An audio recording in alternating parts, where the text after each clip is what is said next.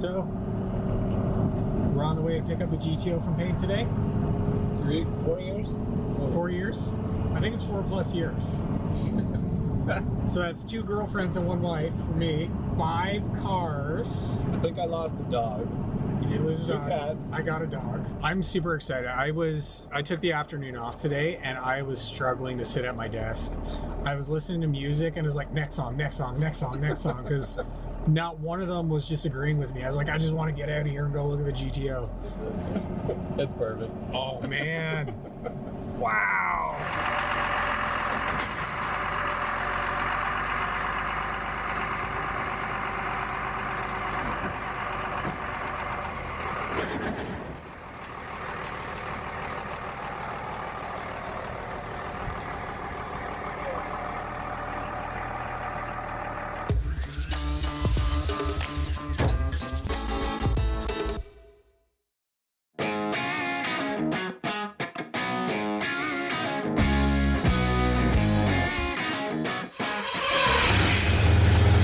It was a true 242 GTO, so it did already have disc brake in the front, but it still had the drums in the back. This does not have a posi, so we need a posi. All right, so it's a Dixon Auto Body in Welland.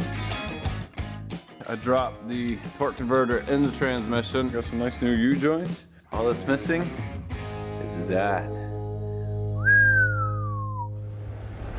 It flaps so nice. But if somebody were to ask you what color it is, or say like, what color do you think it is? I think people would say it's green. Yeah. Well, yeah, if you look at this, it's definitely green. Yeah, the way the sun hits it.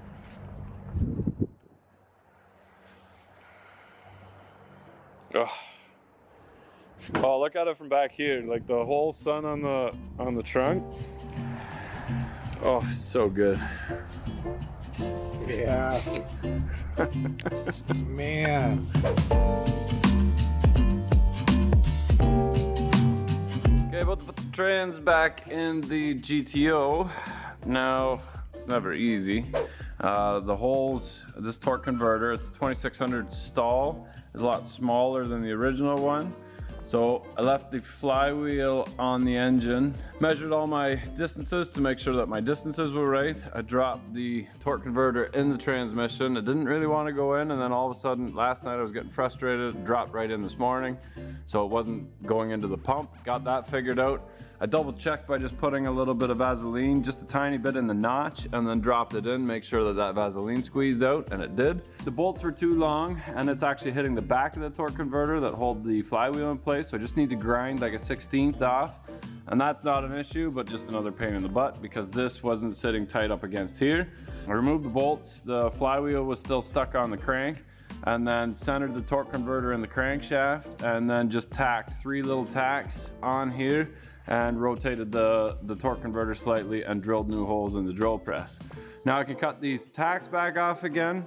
I'll probably put the bolts in and tighten them, and then probably just grind a tiny bit off with my little Milwaukee grinder. That way the torque is tight. It'll be a long time before these that flywheel has to come off again. Future Rich's problem, I guess. No issues, just the clearance issues. Want to make sure the torque converter is able to move back and forth just slightly. And we need to pre-fill that torque converter as well before we drop that on. So here we go.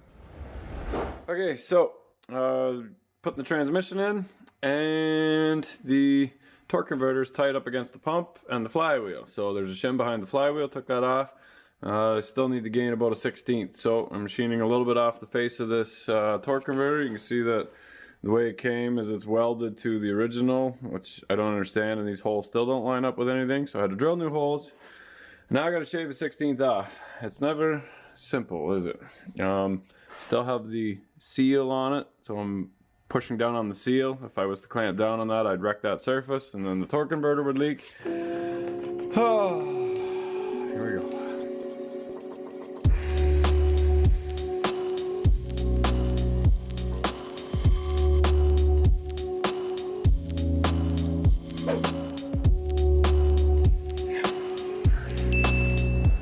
Okay, transmission's in. Time for the drive shaft. Got some nice new U-joints because the old ones were a little bit garbage.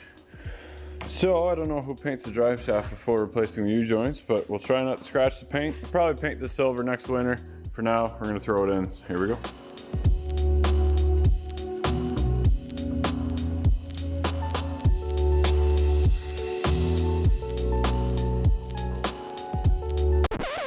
So we've made other videos on doing drive shaft, and the next shot was supposed to be me just putting the drive shaft in because I had to machine the torque converter to make it fit.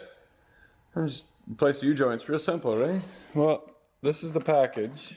If you can see that, the U-joints are different sizes. Just the caps, they got a cap on there that isn't supposed to be there. So now what? Order another U-joint, put one of the old caps back on. If you're wondering why mechanics are grumpy, it's because of crap like this. You buy a brand new U-joint, can't bring it back because we bought it like 2 years ago. So find your local mechanic and give him a hug, buy him a coffee, tell him we're sorry that other people are such morons. Here we go.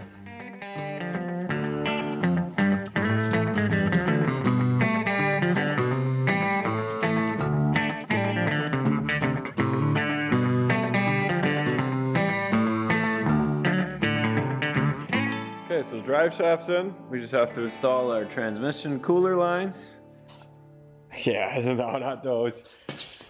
Show you what I did here.